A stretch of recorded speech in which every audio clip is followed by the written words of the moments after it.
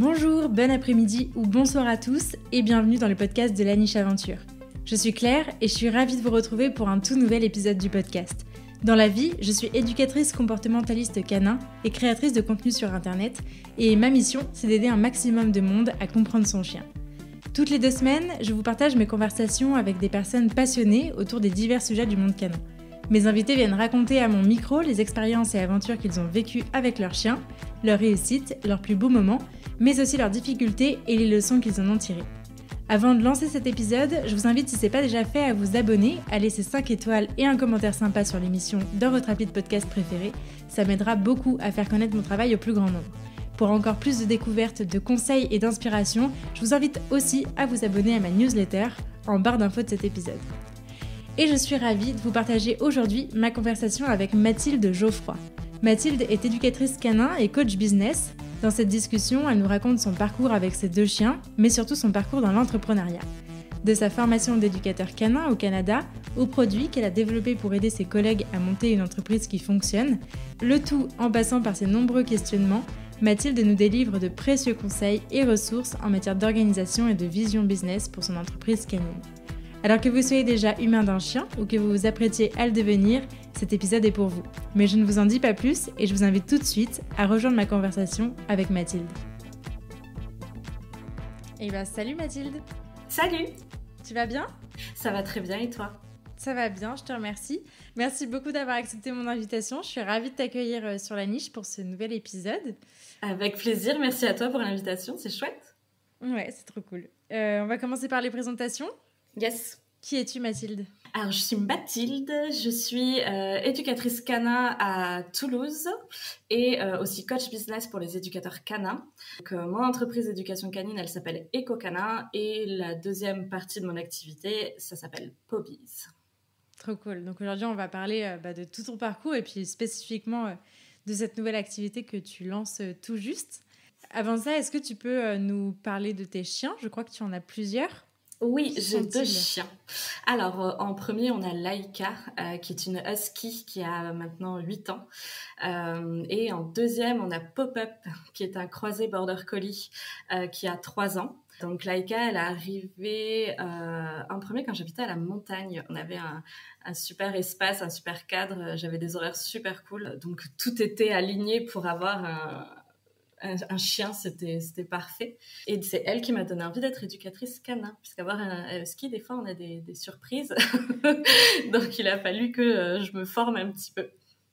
Ok, ça marche. Bon, on va y revenir à ça. Juste avant, je voulais revenir avec toi sur ton parcours, ton expérience antérieure avec les chiens avant d'avoir Laika. Est-ce que toi, tu as toujours grandi entouré de chiens ? Est-ce que ça a toujours été une passion pour toi ou est-ce que c'est venu un peu plus sur le tard ? Comment ça s'est fait ? Il y a toujours eu des animaux chez moi. Les chiens, ça a été un petit peu en dents de scie. Il y a eu des périodes avec, des périodes sans. Mais à minima, il y avait toujours au moins des chats chez moi. Donc les animaux, j'ai vraiment grandi avec. J'étais toujours fourrée avec eux, en fait. C'était vraiment un besoin presque d'aller embêter le chien, embêter le chat, compagnie. Donc moi, c'est vraiment depuis toute petite. Après, j'avais... laisser tomber, enfin c'est pas quelque chose qui est resté dans mon adolescence, par exemple l'envie de travailler avec les animaux, parce qu'on a tendance à nous dire que si on veut travailler avec les animaux, il faut être veto, et c'était pas forcément ce qui m'attirait, donc j'avais un petit peu laissé tomber, mais ouais, toujours des animaux chez moi, donc les animaux ça a toujours fait partie de ma vie, il y en a toujours eu. Ok, d'accord. Et du coup, une fois adulte, qu'est-ce qui t'a motivé à prendre un chien ? Comment est arrivée Laika à ce moment-là ?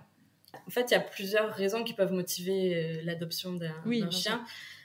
Moi, c'était un petit peu un mélange, en fait. J'avais un besoin de materner, un besoin d'avoir une présence parce que j'étais toute seule, que j'arrivais à un nouvel endroit. J'avais seulement mon chat à ce moment-là, qui est très bien, mais on n'a pas la même relation avec un chat qu'avec un chien. En tout cas, moi, c'est souvent beaucoup plus intense avec un chien qu'avec un chat. Et puis, je suis tombée amoureuse d'une husky quand j'étais enfant. Donc, c'est toujours... une race qui est restée dans ma tête. Je me suis dit, quand j'aurai mon propre chien qui sera à moi, ce sera un husky. Et donc voilà, c'est comme ça qu'elle est arrivée, parce que je trouvais que les planètes étaient bien alignées. J'avais des horaires cool où j'avais des grosses coupures entre midi et 4 heures de l'après-midi. Donc ça me permettait de pouvoir aller faire des balades avec elle Donc voilà, c'est comme ça qu'elle est arrivée dans ma vie par pur besoin de materner et de bouger aussi. Il y a ce truc-là, quand on a un chien, du coup on sort, on est plus active, on s'encroute un petit peu moins. Ouais, c'est clair, c'est clair. Du coup, est-ce que tu peux revenir un peu sur ton parcours? Toi, comment tu es devenue éducatrice? Qu'est-ce que tu faisais à la base? Comment tu t'es formée? Comment tout ça est devenu ton métier jusqu'à aujourd'hui? Quand j'ai adopté ma chienne Laïka, j'étais responsable d'une résidence de tourisme dans l'hôtellerie. Et en fait, j'étais à un stade au niveau professionnel où j'avais le sentiment d'avoir fait un petit peu le tour. Ça faisait 3 ans que je faisais ça. La partie, on va dire, gestion client, je me faisais engueuler parce qu'il y avait trop de neige, parce qu'il n'y avait pas assez de neige, parce que le télécabine était fermé. Enfin, je trouvais mon métier très superficiel, donc j'avais besoin de changer.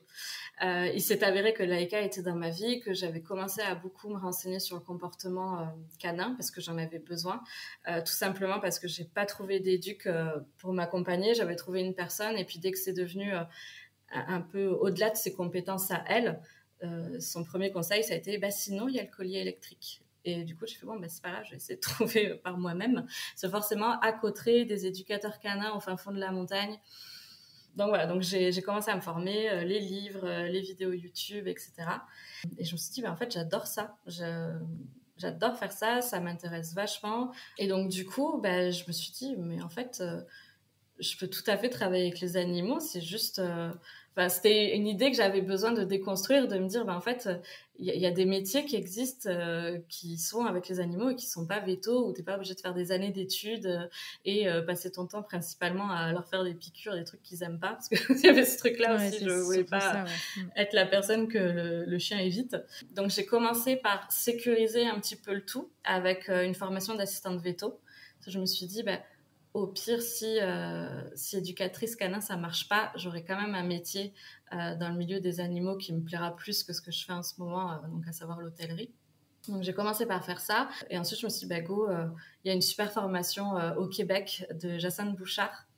Donc je me suis dit, bingo, je vais apprendre des trucs sur les animaux. Je vais entraîner des animaux sauvages, puisque là-bas, la formation, elle se fait dans le cadre d'un zoo. Donc on entraîne des chiens, mais on entraîne aussi des loups, des lynx, des poules, des chevaux, des renards. Enfin, c'était hyper riche. Je me suis dit, de toute façon, pour l'expérience, j'ai envie de le faire. Quand bien même derrière, je m'installe pas et je vis pas de ce métier-là, je vais pas regretter l'argent que je vais dépenser là-dedans parce que ça va être génial. Donc je me suis un peu lancée comme ça en me disant, au pire, c'est comme si je m'offrais un super voyage et après, on verra ce que ça donne. Et du coup, après, quand je suis rentrée, j'ai installé ma boîte et ça a fonctionné. Donc maintenant, je vis que de ça et je suis ravie.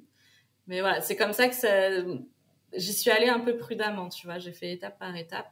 Et voilà, et là, maintenant, éducatrice canin, plein pot. C'est trop bien. Et du coup, parce que tu as quand même un parcours de formation atypique dans le sens où, je ne sais pas si vous êtes beaucoup, enfin, il y a beaucoup d'éducateurs français qui sont passés par cette formation-là au Canada. Mais en tout cas, parmi tous les éducateurs que j'ai pu rencontrer ces 2 dernières années, tu es la première à avoir fait cette formation. Donc c'est chouette et je trouve ça riche d'aller justement questionner et travailler sur d'autres espèces. Je trouve ça fascinant. Moi, ça me fascine complètement. Et du coup, tu as pu amener Laïka avec toi sur cette formation ? C'était la grande question. Est-ce que je l'amène ou pas? La réponse a finalement été assez naturelle parce que quand j'ai commencé ma formation d'assistante véto, en fait, j'étais pour schématiser en alternance et du coup, elle a commencé à faire de l'anxiété de séparation. Du coup, au-delà de mon stress à moi de lui faire prendre l'avion, qui était énorme parce que un petit peu stressée avec ça. Déjà, il y avait ça et en plus, je me suis dit, elle va faire de l'anxiété de séparation, je vais encore la déraciner et si je me rends compte qu'elle en fait, qu'est-ce que je vais faire? Faudrait bien que j'aille en cours, faudrait bien que je fasse mes trucs et c'est pas garanti que je puisse l'amener avec moi en cours, en tout cas pas à tous les cours. Donc, du coup, j'ai fini par la faire garder par une amie à moi qui est musher, puisque j'ai aussi fait du mushing, donc du chien de traîneau avec Laïka pendant un temps. Donc je l'ai laissée là-bas et je regrette pas parce qu'elle était bien mieux là-bas à mon avis. Et puis moi, ça m'a permis aussi de faire des choses que j'aurais pas pu faire si elle avait été là, tout simplement parce qu'avec un chien, on peut pas tout faire. Donc je regrette pas, j'avais peur de culpabiliser, etc. Et au final, je me suis rendu compte que toutes les deux, on était mieux séparées pendant cette période-là finalement. Ouais. Oui, puis c'est vrai que d'avoir un chien sur une formation, c'est aussi beaucoup d'espace mental pris parce que juste par la simple présence du chien et de l'énergie pris à essayer de trouver des stratégies pour que tout le monde soit bien et fasse au mieux. Donc j'imagine que tu as pu aussi plus profiter de ta formation. Ouais. Et puis du coup, tu culpabilises pas de dormir dans ta voiture parce que tu voulais aller visiter le parc de Mauricie qui était à je sais pas combien d'heures. Enfin, il y a tout ça aussi, il y a le côté un peu à l'arrache où il n'y a pas trop de conséquences parce que si au final tu décides d'aller à un endroit que tu es avec ton chien et que tu te rends compte au dernier moment que tu peux pas faire ce truc-là avec ton chien. Par exemple, moi j'en ai profité pour aller voir les baleines. Bon je vois pas trop comment j'aurais fait avec mon chien qui fait de l'anxiété de séparation, qui peut pas rester toute seule dans une chambre pour aller voir les baleines. Enfin, tu vois, je me serais privée d'expérience et elle, j'aurais ajouté du stress. Et puis moi aussi, je me serais ajouté du stress aussi parce que Ouais, c'est clair. clairement, comme tu dis, t'as la charge mentale qui va avec quand t'es avec ton animal. Donc franchement, c'était win-win, tu vois, pour Ouais, chacune ouais. de nous deux. Et puis je savais qu'elle était dans de bonnes mains aussi. Il y a ça qui est hyper important. Elle était avec une amie à moi qui est musher, donc je savais que s'il y avait un bobo, le moindre truc, elle a une meute de 35 chiens. Je me doute bien que si ma chienne a un petit bobo, elle saura quoi faire. Et puis en plus, la formation était dans le cadre d'un zoo. Donc moi, ma chienne, comment elle réagit avec l'enclos des poules juste à côté, l'enclos du bison et de la vache, enfin, là, tous ces trucs-là, je fais non, on va pas essayer quoi. Ouais, ouais, non, mais c'est clair, c'est clair. Non, non, mais c'est cool, bah, c'est chouette que t'aies pu la laisser et partir sereinement. Et, ça durait combien de temps ta formation du coup? Du coup, la formation, elle dure 2 mois et c'était hyper riche de pouvoir travailler avec d'autres espèces et je pense que c'est ce qui, en grande partie, a fait de moi une bonne éduque parce que, euh, parce que ça m'a appris à, moi j'appelle ça débugger, c'est-à-dire quand en cours, on t'apprend un certain nombre de stratégies et on te dit, ton chien, normalement, il est censé être motivé par ça, donc la nourriture, le jouet, et on va bien sûr t'apprendre un peu plus que ça. On va pas juste te dire c'est les croquettes, le jambon et puis sa balle ou son tug. Mais t'as toute une notion aussi d'avoir le bon timing dans la motivation. T'as pas juste oui, t'as des bonnes croquettes, c'est chouette, il va être intéressé. Si et je l'ai vu avec ma chienne Laika parce qu'elle est comme ça, si ça tombe pas assez vite, si toi tu hésites, elle se casse. Et chez certaines espèces, tu as beaucoup ça aussi. Par exemple, avec les lynx et les félins, de façon générale, ça va très vite. Si t'es trop lente, il va te le faire remarquer. Ouais. Parce qu'il va se désengager de l'entraînement, il va s'en aller faire un tour et tu vas galérer à le faire revenir à toi. Et puis, en plus, ce qui était intéressant, c'est que les animaux qu'il y avait, ils ont été conditionnés à certains comportements et elle nous a demandé de les déconditionner.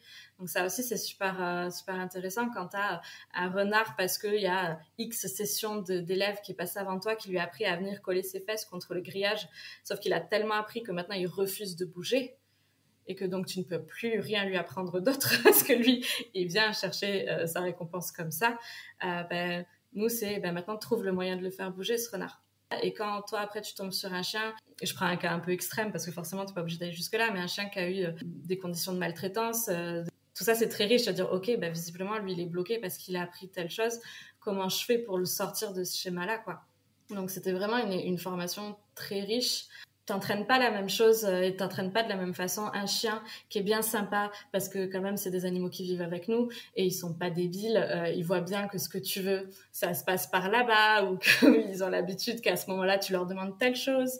Donc voilà, par exemple tous nos chiens s'assoient quand on veut leur montrer une croquette ou quand on ouvre un sachet. Généralement le premier comportement qu'ils nous proposent c'est assis parce qu'ils sont pas débiles et ils savent que c'est le comportement qui a été le plus renforcé dans leur historique. Donc, ils se disent, je vais essayer ça. Avec un peu de chance, ça va marcher.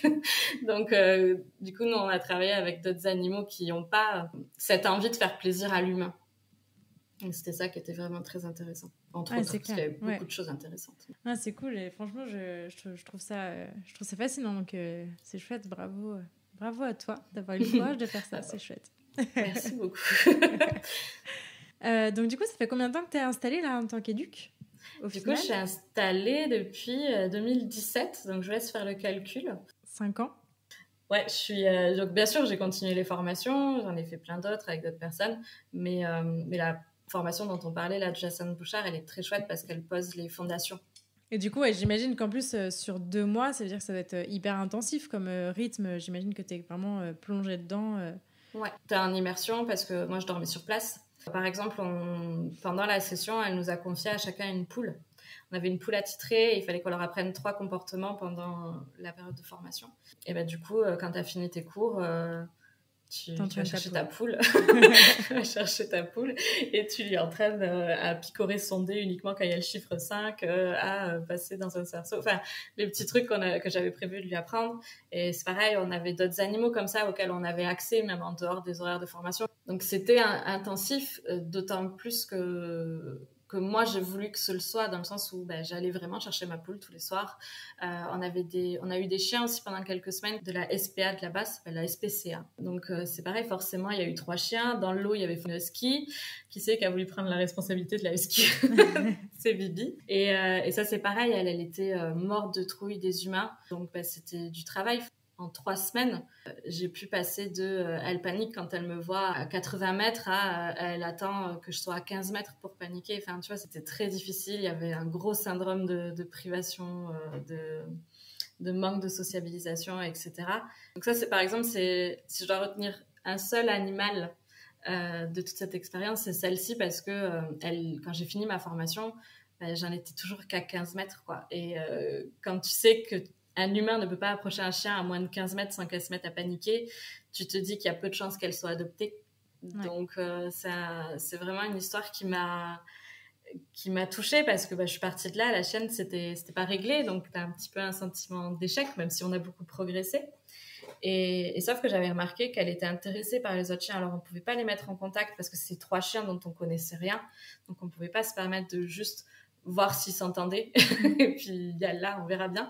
Donc, du coup, on les a pas mis en contact. Mais moi, j'avais remarqué qu'elle avait vraiment une envie. Et puis, je sentais qu'il y avait zéro agressivité, que c'était pour se rassurer, etc. Donc, j'ai demandé à ma formatrice de voir avec la SPCA s'ils pouvaient essayer une mise en contact quand il serait retourné là-bas. J'ai eu des nouvelles. Un mois après être revenue du Québec, la chienne était sur un canapé avec un humain en train de faire le câlin. Un mois après, parce que tout simplement cette personne avait des chiens et que la chienne elle a appris par imitation avec les autres chiens qui l'ont rassurée et ça du coup c'est mon histoire, l'animal qui m'a le plus marqué pendant cette formation là. Ouais, c'est chouette, franchement ça va être une sacrée expérience et déjà travailler avec des chiens de refuge de manière générale ça doit être incroyable comme expérience et donc ouais la tienne doit être sacrément touchante. Ouais, c'était vachement touchant et puis c'était un peu magique quoi de voir que finalement il suffisait juste de trouver le bon chemin et elle le bon chemin c'était les copains chiens. Là, moi j'ai passé beaucoup de temps à désensibiliser la distance et j'y suis arrivée jusqu'à une certaine distance et puis si on avait continué j'aurais sûrement pu aller plus loin, etc. Après juste t'es limité dans le temps mais on serait allé 1000 fois plus vite si on lui avait amené un chien quoi. Donc c'est ça aussi en tant que professionnel tu le retiens. Tu te dis en fait il y a d'autres moyens que juste ton truc de désensibilisation humain avec humain. Va chercher un chien, peut-être que ce chien là ça va l'aider quoi. Ouais, c'est clair. Ça me soulève plein de questions, mais je ne suis pas là pour ça. Mais non, mais c'est très chouette. Ouais, donc du coup, tu nous as dit en introduction que tu avais développé une nouvelle activité en plus d'être éducatrice canin. Est-ce que tu peux nous parler de cette nouvelle activité qui s'appelle Pobiz ? C'est quoi l'histoire de ce projet ? L'histoire de ce projet, c'est que est arrivé un moment quand on est entrepreneur où on sent un peu le poids de la solitude, où on se sent un petit peu seul et où on a envie de se trouver des copains et des copines entrepreneurs. Donc du coup, le point de départ a été là. J'avais déjà des copines qui étaient entrepreneurs, alors pas vraiment dans le même secteur que moi, mais on était à notre compte. Il y en a une qui travaille quand même avec les animaux, même si on fait pas la même chose, et une autre qui fait complètement autre chose, mais bon. Peu importe. Et donc, on a commencé à faire des petits rendez-vous une fois par semaine pour juste échanger, voir si on pouvait s'entraider, etc. Et c'est là que je me suis découvert une capacité à coacher les autres. Et en fait, c'est une autre amie à moi qui me l'a fait remarquer. Elle fait, mais ça, tu sais que ce que tu fais avec tes copines entrepreneurs, c'est un métier. Hein, ça s'appelle coach business. Et visiblement... je le faisais bien puisque mes copines elles avaient du résultat et que ça leur plaisait et qu'elles revenaient me demander, etc. Donc c'est comme ça en fait que l'idée est née parce que j'ai j'ai un cerveau où les idées vont très très très très très très très vite. Donc si on me pose un problème, moi ma passion c'est de venir chercher avec toi les chemins et essayer de t'aider à trouver ton chemin à toi plutôt que de t'imposer le mien parce que on n'a pas la même logique, parce que ce qui me plaît à moi te plaît peut-être pas à toi tout simplement. Donc j'ai fait ce travail-là au départ avec des copines. Du coup je me suis dit comment moi je peux aider plus de chiens. On a beaucoup aussi cette envie de vouloir sauver un peu tous les chiens, d'éviter qu'ils finissent chez des mauvais professionnels, etc. Alors je me suis dit si j'aidais les éducateurs canins qui ont les mêmes valeurs et les mêmes méthodes que moi à être plus visibles, à être plus viables aussi, parce que chez les éducateurs canins il y en a beaucoup qui s'installent et qui finalement n'arrivent pas à transformer l'essai et finissent par fermer leur entreprise. Si je fais ça, forcément par effet de rebond, je vais aider plus de chiens. Ouais, c'est ça, effet domino. Je vais pouvoir aider plus de chiens. Donc, j'ai vu aucune objection à ne pas le faire, parce que je me suis dit, tout est aligné avec mes propres valeurs à moi. J'aide les humains à aider leurs chiens, enfin, à aider les chiens. C'est juste que cette fois-ci, au lieu d'aider les humains, les propriétaires des animaux, je vais aider ceux qui vont les aider eux. Donc, c'est comme ça que c'est né. C'est une expérience, on va dire, qui a fait que ça s'est développé. C'est trop chouette. Non, puis c'est vrai que je trouve que voilà, ce métier, finalement, il faut quand même toujours se rappeler que c'est très jeune comme métier. Voilà, ça fait pas 150 ans que ce métier existe et que forcément, il est en train de se moduler. Et je suis d'accord avec toi sur le côté l'entrepreneuriat plonge dans la solitude complète parce qu'en fait, on n'a pas de collègues autour de nous, on fait pas de pause café avec des collègues, on fait pas de voilà, et mine de rien dans une qualité de vie au travail, c'est vachement important. C'est vrai que je trouve que c'est intéressant en tant que pro aussi de pouvoir s'entourer, de pouvoir rejoindre des réseaux et d'avoir des gens comme toi qui t'aident, qui te conseillent, qui te permettent de sortir un peu la tête du guidon, prendre une respiration, parler d'autre chose ou justement voir un peu plus loin, avoir un peu plus d'ambition. Je trouve ça vraiment génial parce que je pense que ça manque et en tout cas le besoin s'en fait sentir de plus en plus en tout cas. Donc c'est vraiment chouette comme projet. Ouais, Bravo. et puis comme tu dis, il y a le métier est assez jeune, il est peu réglementé, voire on pourrait presque dire pas réglementé. Pas du tout, ouais. Donc du coup, tu n'as pas d'accompagnement qui va avec. Tu as des métiers qui sont très réglementés. Par exemple, si tu prends des métiers culinaires, tu as toute une partie hygiène, etc. Donc tu as des structures qui vont pouvoir t'aider à savoir comment faire les choses, qui contacter. Tu as limite tous les process qui sont déjà faits, on te les offre, on te dit tiens, c'est cadeau. Quand tu arrives en tant qu'éducateur canin, on te dit passe ton ACACED, voilà. Globalement. Et puis quand tu vas à la CACED, alors moi du coup j'ai pas eu besoin de le faire parce que j'avais ma formation d'assistante veto qui me permettait en fait de pas la faire parce que forcément en étant assistante veto normalement tu étais déjà habilitée à travailler avec des animaux normalement c'était bon, mais de ce que j'en sais pour avoir des amis qui l'ont suivi, il y a une grosse partie qui va être plutôt destinée aux éleveurs. En termes de comportement, c'est très très pauvre. En termes de business, c'est probablement aussi très pauvre. C'est même inexistant. Voire inexistant. On peut le dire, hein. Oui, j'étais pas très sûre que ce soit inexistant, donc j'ai pas voulu m'avancer. Mais ça l'est complètement. donc je me dis, c'est quand même en grande partie ce qui fait qu'il y a plein d'entreprises, et alors que les éducs sont bons, qui coulent, et je trouve ça triste parce que ces gens-là, s'ils ont fait la démarche de faire des formations et de s'installer, c'est que c'est un métier probablement passion. Enfin, j'ose espérer que les gens font pas ça uniquement par hasard. Ça me frustre pour eux aussi, quoi. Et il y a vraiment ce truc-là aussi de on est seul, comme tu disais, et on n'est pas tous des bons entrepreneurs. Ça s'apprend d'être entrepreneur. C'est pas parce qu'on t'a appris le contre-conditionnement et comment gérer un chien que tu sais comment gérer une entreprise. Donc moi, l'avantage, c'est que ma formation initiale, donc je bossais en tant que responsable d'une résidence de tourisme, mais j'ai un parcours du coup qui est dans le commercial, la vente. Donc forcément, j'ai des réflexes qui sont de mes formations antérieures, mais je connais pas toutes les formations dans le comportement canin, mais je sais que la plupart, la partie business, monter un business, etc., c'est finalement assez pauvre, même s'il y en a plein qui donnent les quelques bases. Mais les quelques bases, c'est pense à faire ta compta, pense à aller t'inscrire à tel endroit et pense à faire ça.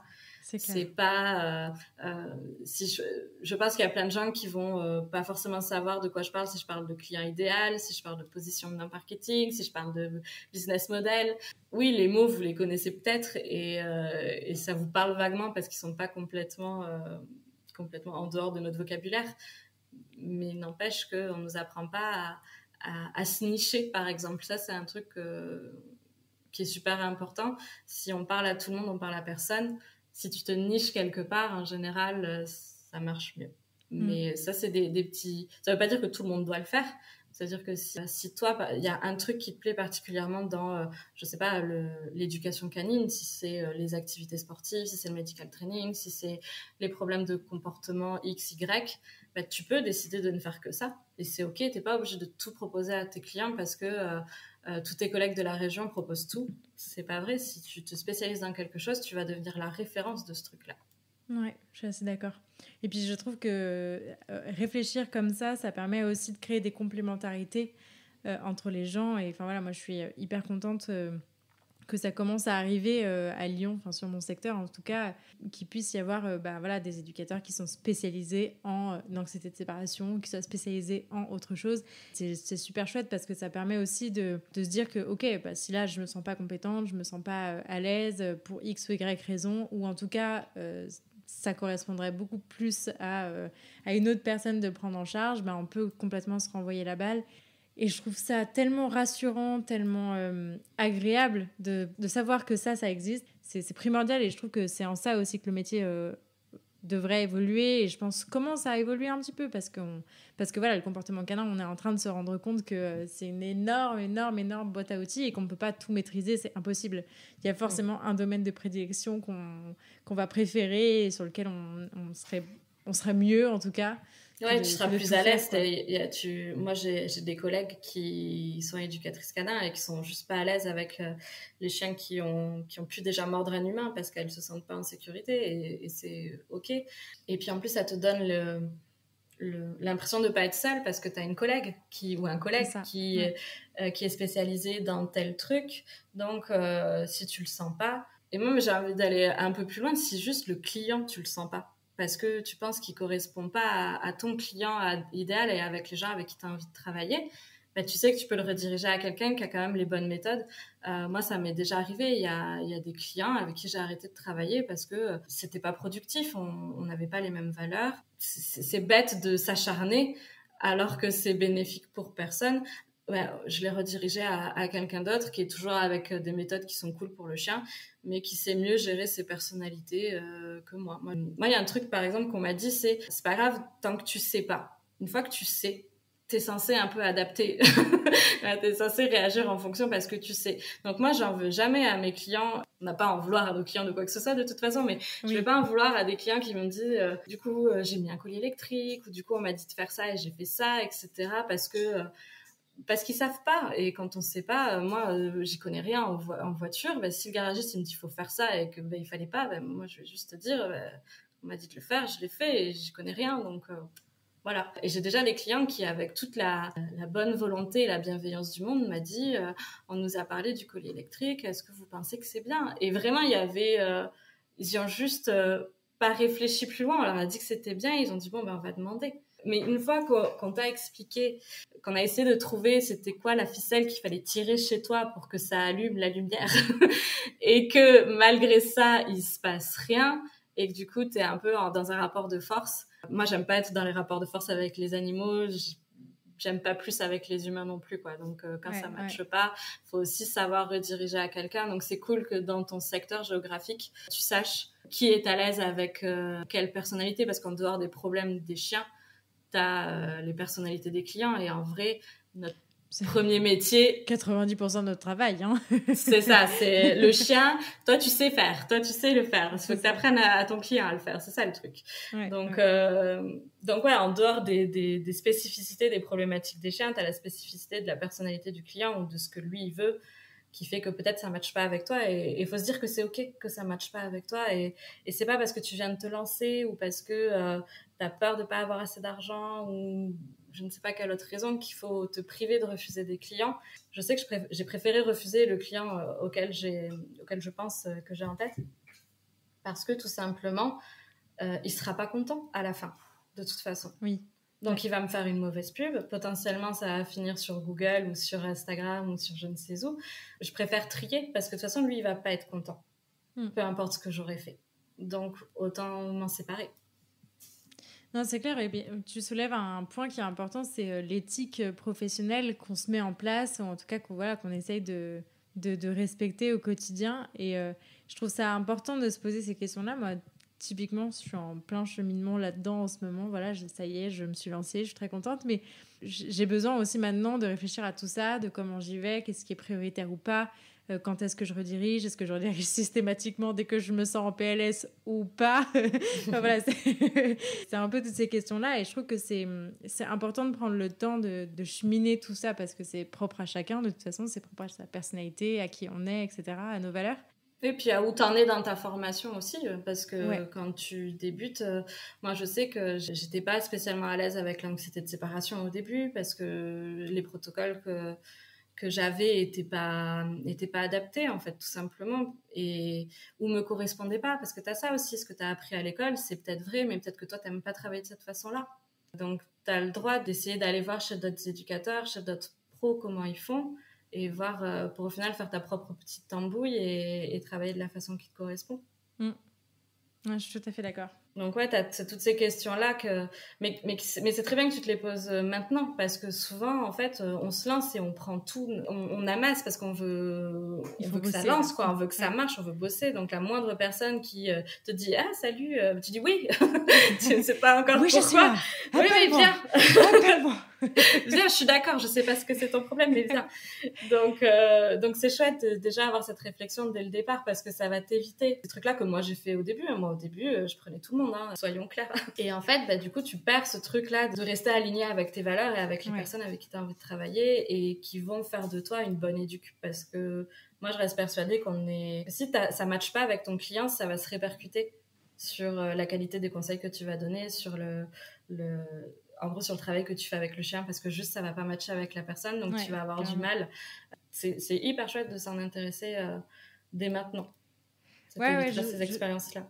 Ouais, je crois que c'est effectivement important. Et puis, voilà, après, pour rester dans ce sujet de matcher avec les gens, je trouve que voilà, on fait un métier d'accompagnement. Alors, je suis désolée à tous ceux qui ne sont pas professionnels et qui écoutent cet épisode, parce que c'est vrai que cet épisode est un peu orienté pour les pros et les éducateurs, mais je pense que ça peut aussi être intéressant pour vous particuliers peut-être qui écoutez, d'aller chercher aussi une personnalité qui vous correspond quand vous cherchez un éducateur canin. Enfin voilà, maintenant on a la chance d'avoir beaucoup d'offres sur ce secteur-là. Et en fait, des éducateurs canins, il en existe de tout type, de toute méthode, de toute philosophie, de toute... il existe autant d'éducateurs canins que de personnalités qui font ces éducateurs canins-là. Et je crois que c'est important aussi, quand on recherche un éducateur, de ne pas se dire je veux cette personne parce que je l'ai vu sur les réseaux ou parce que ci, parce que ça, parce qu'on m'en a parlé, etc. Alors, effectivement, le bouche à oreille est très important, mais aussi d'aller se questionner sur est-ce que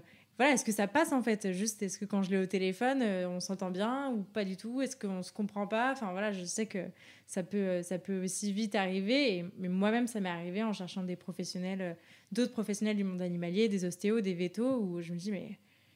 Là non, en fait, tu peux être hyper bon, je n'ai pas du tout envie de venir te voir, quoi, tu vois. Donc, on va pas s'acharner et je vais trouver quelqu'un d'autre. Mais ouais, je crois que c'est important quand même à souligner. Ouais, c'est ça. Et puis, en plus, moi, souvent, ce que je dis, c'est qu'il faut que tu aies le feeling et il faut que tu aies la logique. C'est-à-dire que si ce qu'il te dit, ça te paraît pas logique, c'est probablement que c'est pas bon.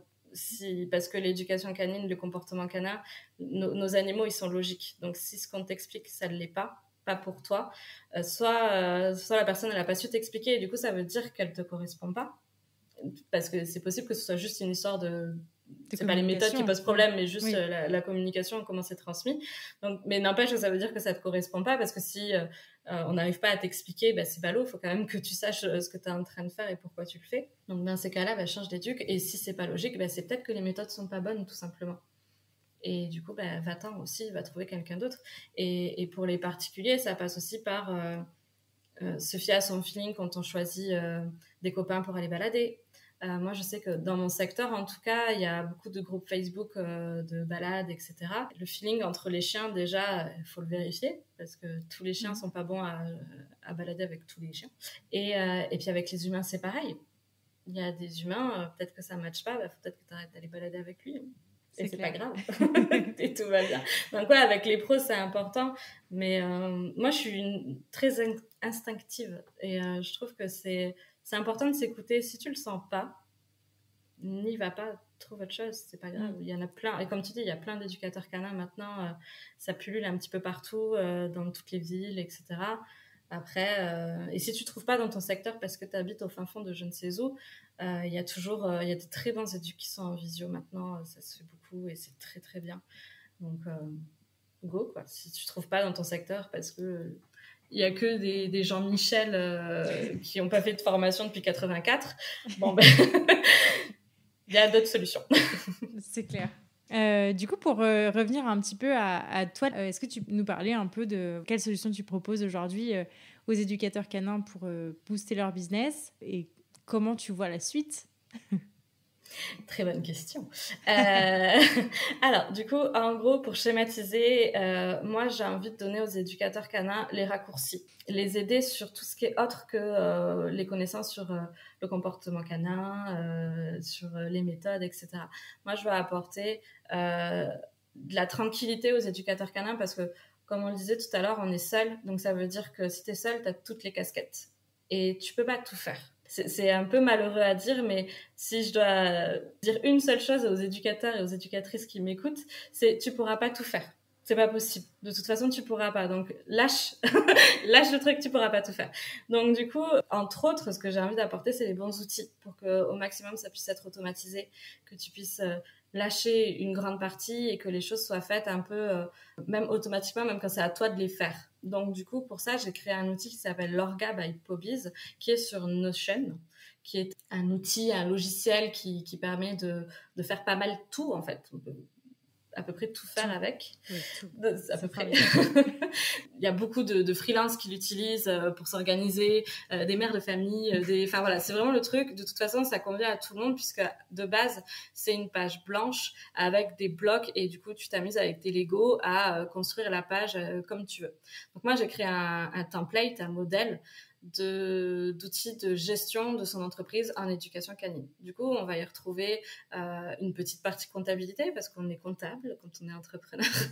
Donc, il y a une petite partie comptabilité. Heureusement, c'est simplifié quand on a le statut de micro-entrepreneur. Il y a une partie pour tout ce qui est suivi client et ça, je pense que c'est ce qui manque le plus quand on est dans ce métier-là, c'est qu'il y a peu, voire pas d'outils vraiment qui permet aussi d'adapter parce qu'on ne travaille pas tous de la même façon.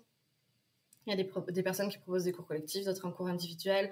Il y en a qui font de la visio, il y en a qui sont physiques, il y en a qui ont un terrain, il y en a qui n'en ont pas. Donc, en fait, tous ces petits trucs-là, dans ton organisation, ça compte.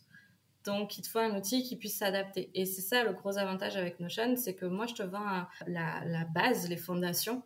Si toi, tu as besoin de l'adapter parce que... je sais pas, tu as besoin d'une info en plus parce que toi, ça t'intéresse, je sais pas, de stocker tous les lieux de tes balades et des rencontres, etc. Tu peux créer une base de données avec tous tes lieux, les adresses, les points GPS. Comme ça, tu vas pouvoir les communiquer facilement à tes clients. Tu peux partager les pages avec tes clients. Donc, tout ce que tu vas créer dans suivi client, tu peux directement l'envoyer à ton client et lui, il peut modifier dessus ou pas si tu veux pas qu'il le fasse. Alors, c'est vraiment un outil qui est très souple et qui du coup correspond à notre métier, à nous, parce qu'on a besoin que ce soit souple. On a besoin que ça évolue avec nous parce que là, par exemple, ton organisation aujourd'hui, quand tu te lances, elle est comme ça et sûrement que ça te convient comme ça, mais peut-être que dans 1 an, dans 2 ans, ça te conviendra plus. Tout simplement parce que tu vas passer de 5 clients par mois à 30 clients par mois et que tu fais pas la même chose quand tu n'as que 5 clients à gérer, quoi. Tu peux un peu plus bidouiller. Quand on a 30, c'est beaucoup plus compliqué. Ouais. Et tu n'auras peut-être quand même pas les moyens de payer quelqu'un pour t'aider. Donc, il y a cet outil-là. Et après, je propose du coaching individuel pour justement... Alors là, du coup, c'est bien plus ouvert parce que l'objectif, c'est juste de vous accompagner sur votre projet, quel qu'il soit. Est-ce que c'est revoir vos services pour trouver l'équilibre entre... votre planning et votre compte en banque? Ça, c'est un truc que je propose... pour lequel on me contacte souvent. C'est juste... trouver l'équilibre parce que la balance vie pro, vie perso, elle est compliquée à trouver. Et des fois, en fait, on propose des choses, mais sans avoir le recul nécessaire pour calculer la rentabilité derrière. Et est-ce que si tu fais ça, si tu mets tant de créneaux sur ta semaine, est-ce que tu rentres dans tes prétentions en termes de chiffre d'affaires, ou est-ce que tu n'y rentres pas? Et des fois, soit il n'y en a pas assez, soit il y en a trop, et du coup, tu te rends compte que tu es en train de te bloquer des journées entières de rendez-vous, alors que c'est pas pris et que tu pourrais tout concentrer que sur 2 ou 3 jours, par exemple. Moi, typiquement, mon organisation à moi, tous les rendez-vous sont faits sur 2 jours et demi. Tous les autres jours de la semaine, c'est consacré à mon business. Parce que si on se concentre que sur nos clients, tu te concentres pas sur ton entreprise. Et du coup, tu travailles pour ton entreprise, mais tu travailles pas sur ton entreprise. Donc, du coup, tu deviens un peu un salarié de ton entreprise, mais il y a personne au volant. Ouais, c'est ça. Il faut penser à se réserver des jours, des demi-journées, si pour l'instant vous êtes dans une organisation qui vous le permette pas, au moins des demi-journées où tu te concentres à ok, mon entreprise elle en est où est-ce que je veux aller, et ça te permet aussi de dézoomer et de vérifier si tu es toujours en accord avec ce que tu proposes à tes clients. Si t'as pas envie de créer un nouveau service qui serait plus adapté parce que, je sais pas, peut-être t'as fait une nouvelle formation et du coup t'as envie de proposer un service lié avec ça, parce que je sais pas, t'as peut-être fait une formation en Treble par exemple et ça t'a plu et t'as envie de pouvoir le proposer à tes clients. Si tu prends pas le temps de dézoomer sur ton entreprise, t'es happé par tes clients. Et donc voilà, le coaching individuel, il sert vraiment à venir travailler sur votre problématique à vous. Et donc du coup, ça peut être un petit peu compliqué quand t'es pas accompagné parce que t'as personne pour t'aider à dézoomer, à sortir la tête du guidon. Ouais, c'est ce qu'on disait tout à l'heure, effectivement, de pouvoir s'entourer de gens comme toi qui vont t'aider à prendre du recul. Je trouve ça vraiment hyper important. Pour en revenir à cet outil sur Notion dont tu nous as parlé, j'ai l'honneur de l'utiliser depuis quelques semaines. Là, à l'heure où cet épisode sortira, ça fera déjà un petit moment, mais vraiment, je voulais revenir avec toi un peu plus longtemps là-dessus, sur Notion en particulier, parce que c'est quand même un outil extraordinaire. Merveilleux, qu'on soit dingos de l'organisation ou pas du tout, parce que franchement, je pense que pour quelqu'un qui, justement, serait complètement noyé sur cette partie-là, sur la partie vraiment organisation, je pense qu'on peut carrément sauver la mise en passant quelques petites heures à bidouiller des trucs sur Notion pour être ultra tranquille et ultra léger le reste du temps. Mais moi, je suis une fausse organisée, en vrai. Là, je vends maintenant mon aide pour vous aider à vous organiser. Mais de base, je ne le suis pas, en fait. C'est juste, moi, c'est souvent ce que je dis, et même quand je parle d'éducation canine, moi, je suis team feignasse à mort. C'est moi, moins tu m'en demandes, plus je suis heureuse. Parce que même si on a un métier passion, t'as le droit d'avoir envie de passer du temps à faire autre chose. T'as le droit de vouloir passer du temps à aller promener tes chiens, à aller boire une bière avec tes potes, à partir en vacances, à, je sais pas, aller faire un escape game, j'en sais rien, mais t'as bien le droit. Donc, du coup, en organisation, moi, c'est pareil. Moi, j'ai beaucoup de process qui sont faits et que j'ai l'intention de vendre à plus long terme. J'ai plein de plans d'entraînement aussi qui sont déjà faits. Juste parce que je suis team feignasse et que j'ai pas envie à chaque fois de me casser la tête, de reconstruire un plan depuis le début. Globalement, les gens nous appellent plus ou moins pour les mêmes types de problématiques. En plus, moi, je suis spécialisée en réactivité, donc globalement, j'ai surtout ça qui vient chez moi.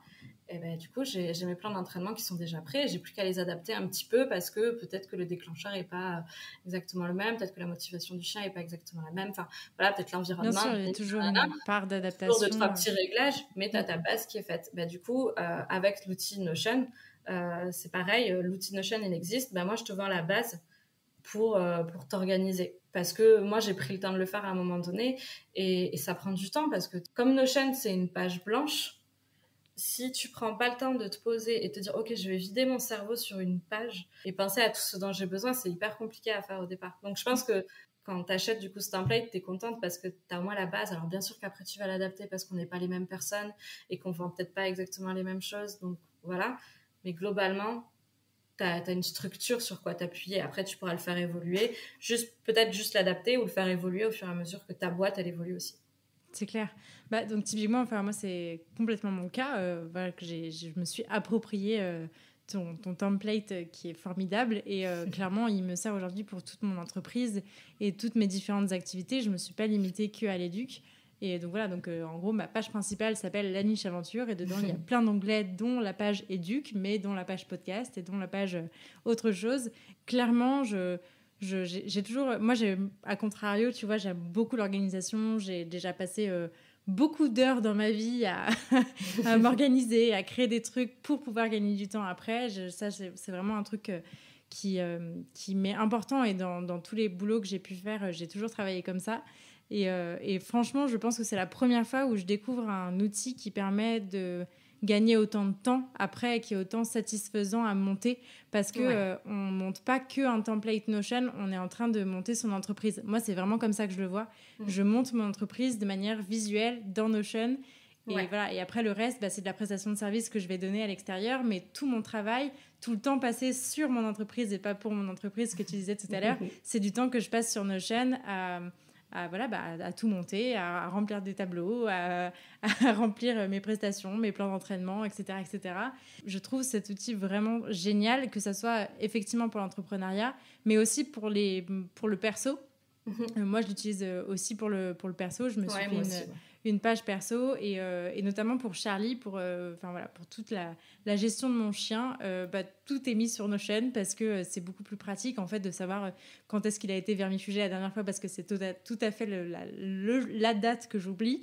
Les rappels de vaccins, les machins et même au-delà de ça, là où je trouve que la conjoncture entre la partie professionnelle éducateur et la partie perso juste humain de chien peut vraiment se corréler dans Notion, c'est qu'on peut faire notamment toute la récolte de données qu'on a à faire sur un comportement, qui n'est pas toujours évidente en fait, parce qu'on ne sait pas forcément sur quoi travailler, tout le monde n'est pas à l'aise sur Excel, c'est pas forcément évident de s'envoyer un fichier Excel, de le rebasculer, etc. On en oublie la moitié, on ne sait plus quelle version est à jour, etc. Alors que là, dans Notion, on peut vraiment se créer une page en commun et l'alimenter ensemble et se parler et puis voir une évolution dans le temps, etc. Et ça, c'est vraiment, vraiment intéressant. Que ce soit pour ça ou pour des trackers, pour avoir des petites habitudes pour son chien ou pour soi. Enfin, voilà. Je trouve ça génialissime. Vous l'aurez compris et je vous en reparlerai. Et puis en plus, l'avantage, c'est que tu as l'appli. Tu as une appli Notion. Donc, tu vois, quand tu veux traquer des trucs pour ton chien ou quand tu as un rendez-vous client, etc., tu as l'appli. Donc, par exemple, dans le template, il y a une partie qui est réservée à tout ce qui est production de contenu. Moi, je suis la première, quand je suis à la forêt avec mes chiens, ça capte prêt à avoir plein d'idées, de trucs, de machin. Tu peux ouvrir l'appli, tu peux noter. Et ça, c'est trop bien. Et en plus, ce qui est chouette, c'est que tu peux... tout est transformable sur Notion. C'est-à-dire que si tu as créé... je sais pas, une base de données en version liste avec plein de dates et que tu préfères l'avoir sous forme de calendrier parce que ça te parlera plus, tu peux juste modifier la vue de ton tableau, il se transforme tout seul en calendrier, c'est tout génial. Donc, tu as tout ça, et c'est sûr que moi, pour la vie perso, j'utilise... alors, c'est un lien aussi avec le pro, mais tout ce qui est formation, les articles de blog, les vidéos YouTube, que tu vois passer, tu te dis, je le regarderai, et qu'en fait, après, ça se perd dans les méandres, je ne sais quoi. Tes favoris. C'est ça. Il y a un petit, comment on appelle ça, une extension sur ton navigateur Internet qui s'appelle Save to Notion, qui te permet, en fait, tu cliques sur le bouton et ça part directement dans ta base de données. Moi, j'ai une base de données qui s'appelle En Vrac. Et du coup, il y a tout qui passe là-dedans et puis tu sauvegardes tout. Ouais, c'est ça. Et ouais, en fait, je trouve que ça permet de rendre visuel une organisation, une boîte, en fait. Enfin, c'est vrai que, voilà, je pense que tu es dans le même cas que moi, mais quand on est auto-entrepreneur, en fait, matériellement, on n'a rien, si ce n'est nos cartes de visite, nos t-shirts avec notre logo, à la rigueur, et notre vieux clicker qui traîne, une pochette à friandises. C'est ça. Mais à part notre matériel vraiment d'éducation, en fait, on n'a rien. Enfin, en plus, maintenant, on travaille de manière totalement dématérialisée. Enfin, je ne sais pas s'il y a encore des éducs qui impriment leurs factures, je ne sais quoi, mais... J'en connais une comme ça. mais voilà, et en fait, je trouve que de mettre tout ça sur nos chaînes, ça évite d'avoir juste que son entreprise soit résumée à quelques fichiers dans ses documents ou sur un disque dur externe, que ça soit visuellement là, beau, mis en page, pratique d'accès, facile d'accès. Et c'est vraiment, vraiment génial. Et puis, il y a un côté aussi, comme tu disais, on oublie vite parce qu'on est submergé d'informations, toutes et tous que nous sommes. Et de pouvoir sauvegarder un truc rapidement, pouvoir aller le ranger après, pouvoir faire du tri, enfin voilà, que ça se mette au bon endroit. Et puis si un jour on y repasse par là, on se dit ah oui c'est vrai que j'avais envie de lire ça, bah hop. Et en fait on s'enrichit déjà rien que ça, parce que je pense qu'on perd une quantité astronomique d'informations à se dire ah j'ai vu ça, il faut trop que je le lise. Et puis en fait on n'y revient jamais parce qu'on l'oublie complètement 5 minutes après, happé par quelque chose d'autre. Et je trouve que Notion permet aussi de se recentrer sur les choses qu'on considère importantes, parce qu'on peut mettre dans Notion ce qu'on considère important. Et je trouve ça puissant.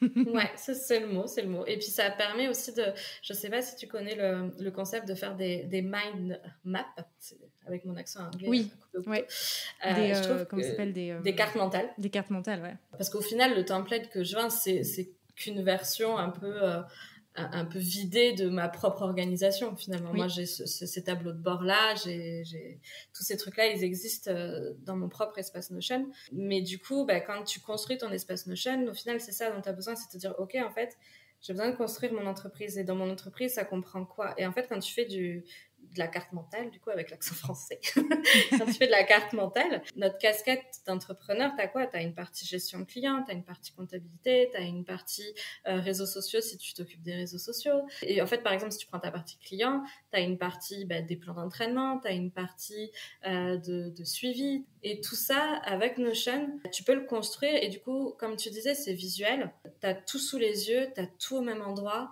T'as une barre de recherche qui te permet de switcher comme jamais quand t'as besoin de je sais pas, moi par exemple, ça m'arrive, donc comme je disais, moi mes plans d'entraînement globalement ils sont faits et après je vais venir modifier en fonction du chien.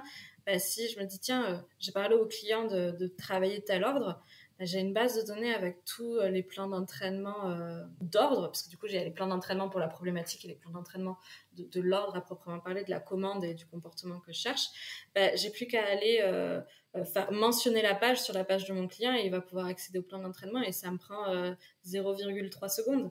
Ouais. En fait, notre temps, il est précieux quand on est entrepreneur. Donc, il faut trouver vos raccourcis à vous. Donc, moi, je suis là pour vous aider à les mettre en place parce que j'en ai créé beaucoup pour moi. Et selon votre organisation, je peux vous aider à trouver les vôtres. Mais c'est ça qui est important, c'est de trouver tes raccourcis parce que sinon, ta vie, ça va devenir ton entreprise. C'est très chouette. Moi, je suis la première à globalement faire que bosser. Mais du coup, t'oublies que t'as tes chiens, t'oublies que t'as potentiellement ton mec, ta copine, ta famille, ta sœur, ta mère. Et c'est compliqué de pas se faire happer par la quantité de choses qu'on a à faire et par, comme tu dis, la quantité d'informations qu'on reçoit parce que on est tous plus ou moins des pros de la procrastination grâce à Instagram. On est tous, on a tous mis en place nos petites stratégies comme ça. Et en plus, Notion est beau. Enfin, je sais pas si tu l'as remarqué, mais Notion, c'est beau et c'est vachement plus sexy de faire ta compta sur Notion que sur Excel, globalement. On est d'accord. Et il y a un côté très minimaliste, moi, qui me parle beaucoup, qui me plaît beaucoup. C'est-à-dire que voilà, t'as un truc que tu peux aller récupérer ailleurs si t'as besoin, mais t'as un truc où tout est dedans. Et voilà, c'est rangé, en fait. Et je trouve que passer du temps à ranger son espace Notion, c'est vraiment aussi... Enfin, moi, ça me fait autant de bien que de ranger mon bureau ou de ranger une pièce qui est complètement en bordel. C'est chiant à faire, on n'a pas très envie et tout. Mais une fois que c'est fait... Ouais, et puis c'est un peu méditatif, tu sais, c'est un peu... Et comme tu dis, c'est comme quand tu ranges ton appart, quoi. Tu te sens mieux dans un... Et de toute façon, c'est reconnu, il y a des études là-dedans, tu te sens mieux et t'es plus productif dans un espace qui est rangé, qui est lisse, qui est propre, ouais, c'est ça, où t'as pas un milliard de sollicitations à droite à gauche parce que t'as la musique, t'as la télé, t'as le ventilo, t'as ton chien qui chouine. Voilà, Notion, moi je trouve que ça apporte une certaine tranquillité de savoir que t'as tout et qu'en plus c'est pas figé. Ça peut bouger et tu peux décider, moi je l'ai fait du coup et puis je l'ai même fait plusieurs fois, de dire bon attends, finalement ça me va pas, je vais tout déconstruire et je vais tout reconstruire. Et c'est comme ça que finalement j'en suis arrivée à ce que je vends aujourd'hui, c'est après avoir déconstruit, reconstruit 50 milliards de fois. Mais jusqu'à trouver le bon truc, quoi, parce que ça te fait gagner un temps monstre et une charge mentale de fou de savoir que t'as tout qui est rangé au même endroit. On va pas s'attarder plus longtemps que ça sur Notion, malheureusement, parce que le temps file et qu'on pourrait en parler des heures, je crois, passionnés que nous sommes. Mais voilà, en tout cas, n'hésitez pas à contacter Mathilde si ce sujet vous intéresse. Et puis, je vous mettrai un lien dans la description pour aller directement retrouver ce template. Donc n'hésitez pas à en user et à en abuser parce que vraiment, ça vaut le coup et c'est vraiment génial. Enfin, ça change complètement la vie, je trouve. Ouais, ça vide la charge mentale à fond. Ouais, c'est clair, c'est clair. C'est ça, trop cool. Est-ce qu'il y a un conseil comme ça qui te viendrait, que tu pourrais donner à des éducateurs canins, soit qui se lancent, soit qui ont du mal à faire évoluer leur entreprise?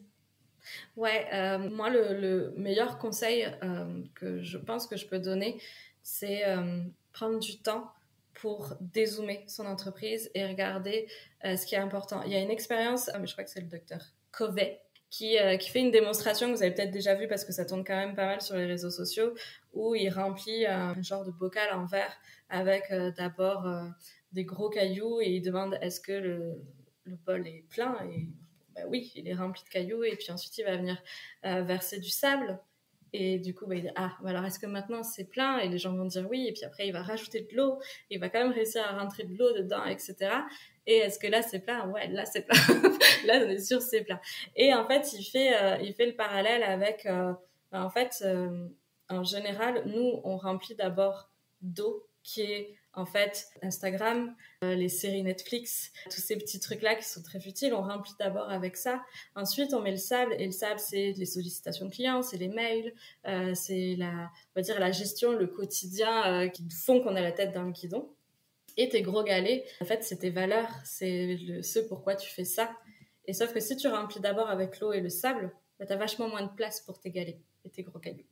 Donc, pensez à réfléchir déjà à c'est quoi vos gros cailloux à vous, c'est quoi vos galets, pourquoi tu fais ça, parce que si tu perds ta vision de vue, du coup, Ouais. si tu la perds de vue, tu vas te laisser embarquer par tes clients et au final, ce sera plus toi la patronne, ce sera tes clients parce que c'est eux qui décideront quand est-ce que tu es dispo. Parce qu'ils t'imposeront leur propre dispo, c'est eux qui te dicteront à quelle heure ils peuvent te contacter. Donc, pensez à vos gros cailloux pour déterminer vos valeurs. C'est quoi qui est important pour vous? C'est quoi vos objectifs?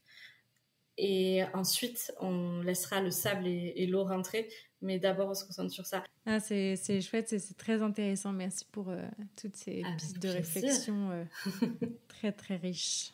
Je vais maintenant te poser la question signature de ce podcast. Qu'est-ce que ça change à ta vie? Qu'est-ce que ça t'apporte au quotidien de pouvoir te lancer dans cette nouvelle activité qui est d'aider les gens à entreprendre et à réussir dans leurs objectifs pour rallier tous les wagons?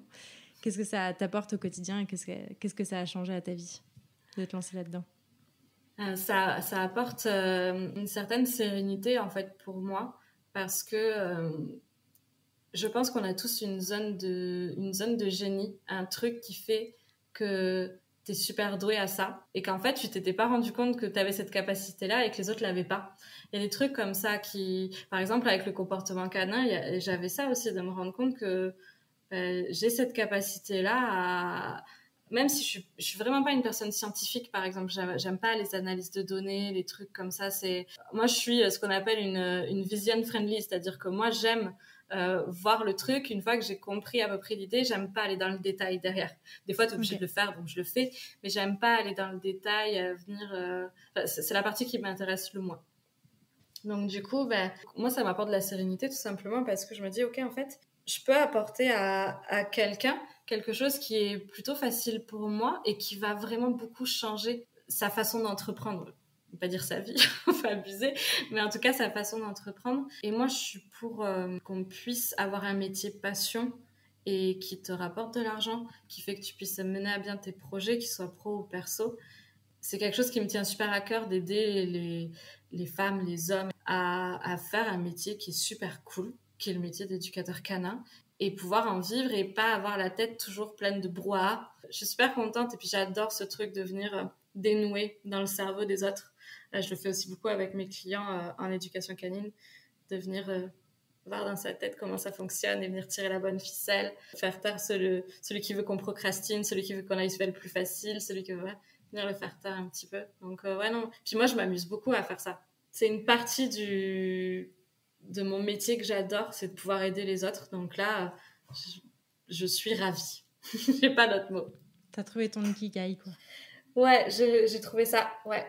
Et en plus, je continue à évoluer dans la sphère du comportement canin vraiment, et du comportement animal plus largement, qui me fascine et qui en plus nous apprend beaucoup de choses à nous les humains parce qu'on reste des animaux. Et quand tu comprends comment, par exemple, le schéma de la récompense fonctionne, ce genre de trucs-là, ben, c'est super cool de pouvoir faire le parallèle avec les humains parce qu'on fonctionne de la même façon. Donc, c'est clair. Donc c'est très chouette de pouvoir continuer à rester là-dedans. C'est très chouette. Bravo. Merci. Est-ce qu'il y a des ressources que tu aimerais partager à nos auditeurs? Oui, un livre qui, du coup, justement, dans cette idée d'apprendre comment ça fonctionne aussi dans la tête des humains, qui s'appelle Don't Shoot the Dog de Karen Prior, qui est traduit en français, qui est génial parce que, en fait, ça t'apprend à tout ce qui est conditionnement, le renforcement, etc., comment tout ça, ça fonctionne. Elle te donne des exemples forcément avec les animaux, mais aussi avec l'humain, avec soi-même, parce qu'on peut se l'appliquer à soi-même. Donc, je trouve que c'est un livre qui mérite d'être connu. Ouais. Et ensuite, j'ai une chaîne YouTube que j'aime beaucoup parce qu'elle est très complète. C'est en anglais, par contre, qui s'appelle Kiko Pup, qui est donc la chaîne YouTube d'Émilie Larlam. Et j'adore ces vidéos, elles sont trop bien faites. Elles parlent de beaucoup de sujets différents. Alors, principalement, c'est de l'entraînement, du clicker, etc. Mais plus largement, elle aborde des sujets très variés en termes d'émotions aussi. Et je sais pas, j'ai une passion pour cette femme. Je ne pourrais pas trop l'expliquer, mais ça me parle vachement. J'adore ce qu'elle fait. Souvent, je le donne en ressource aussi à mes clients parce que je suis sûre que toutes les vidéos seront bien faites, seront bien expliquées. Elle fait des étape par étape, donc toutes les personnes qui aiment bien comme ça décomposer, venir comprendre pourquoi on fait ça, vont adorer cette chaîne YouTube, c'est sûr. Ok, trop cool. Merci pour ces ressources. Avant de se quitter, où est-ce qu'on redirige les auditeurs qui souhaiteraient suivre ton travail? Alors, on peut me suivre du coup sur Instagram. Donc, pour Pawbiz, c'est Paw comme la patte, paw.biz, B-I-Z. Et si on veut me suivre donc pour la partie éducation canine, c'est Écho Canin, écho comme un écho, comme l'écho de la voix, etc. Où on peut me suivre aussi. Et globalement, c'est tout. Okay. C'est Instagram. Et après, si vous êtes sur Toulouse, etc., bien sûr, vous pouvez me contacter si vous avez besoin d'aide avec votre chien, puisque je suis dans ce secteur-là et que je ne fais pas de visio. Ok, ça roule. Trop cool. Et merci beaucoup, Mathilde, pour cette conversation très, très, très intéressante. Merci encore à toi. 1000 sujets à aborder avec toi, mais pour une prochaine. Oui, avec plaisir. Ça roule. Bon, merci beaucoup et puis à bientôt. À bientôt, merci. Salut. Merci beaucoup de vous être rejoint à ma conversation avec Mathilde et de l'avoir écoutée jusqu'au bout. J'espère que ce nouvel épisode vous a plu et si c'est le cas, je vous invite à en parler autour de vous et à le partager sur les réseaux sociaux en nous taguant @paw.biz et @lanicheaventure. Pour enrichir votre écoute, ne rien rater des prochaines sorties et pourquoi pas vous faire accompagner dans l'adoption ou l'éducation de votre chien, n'hésitez pas à visiter mon site, à vous abonner à la newsletter et à me rejoindre sur les réseaux sociaux. D'ici là, prenez soin d'eux, prenez soin de vous et je vous dis à la prochaine!